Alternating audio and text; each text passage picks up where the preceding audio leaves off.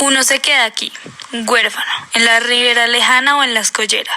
Luego viene la mueca, que es el pensamiento resignado, y una manera de considerar que nos hallamos por cierto tiempo en buena disposición física, y que luego también nos iremos de viaje. Pero no, siempre no, bosque perdido e insaciable. Si nos fatiga la cicatriz bella del país y la cáscara de los caminos, si nos divierten algunas arañas en la pieza diminuta que ocupamos, si no podemos desprendernos de los amigos que sollozan con nosotros, si no disponemos de la travesía con fajas de leche y pan, si no podemos escapar, aún en un puerto seguro, a los brazos de alta y baja marea. Para comenzar, el poema Analizar tiene como título Uno se queda aquí. Es escrito por Juan Sánchez Peláez, poeta de Venezuela que nació en 1922 y murió en 2003. Es decir, su escritura es del siglo XX. Sánchez, aunque es venezolano, vivió un tiempo en Chile donde su escritura tomó camino por el surrealismo y el erotismo. El surrealismo es un movimiento artístico y literario que se basa en el fluir de las ideas. Esto se ve evidenciado tanto en la estructura del poema como en su contenido. El subgénero de este poema es una elegía, ya que el tema central trata de cómo la voz lírica tiene un conflicto interno sobre la existencia en el mundo y cómo podemos escapar de ella. Es importante resaltar el contexto en el que el poeta se ubicaba a la hora de escribir el poema. El autor del poema se ubicaba en Chile, donde se dejó influenciar por muchos más poetas que usaban el surrealismo. Es por esto que él incluye esto en su método de escribir. La estructura de este poema se divide en 3 apartados divididos por tono, escritos en prosa. Tienen un lenguaje literario, ya que usa figuras literarias como la metáfora usada en la 4ª y 5ª línea. Esta metáfora muestra la razón de conflicto de la voz lírica, la cual sugiere que la vida y la existencia de cada ser humano solo es temporal. A la voz lírica decir iremos de viaje se refiere a la muerte y cómo en completa soledad todos morimos.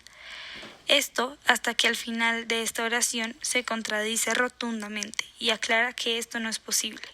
Esto lo hace con otra figura literaria. Pero no, siempre no. Esto es una repetición que la voz lírica usa para dar un fuerte inicio a la contradicción. Esto continúa con la otra figura literaria, la cicatriz bella del país, metáfora que se refiere a las fronteras, donde hace referencia al nacionalismo y nuestra pertenencia a una patria y nuestro lugar en el mundo. Más adelante, la voz lírica afirma que la desgracia de existir no es algo sobre lo que tengamos poder y de lo cual no podemos escapar.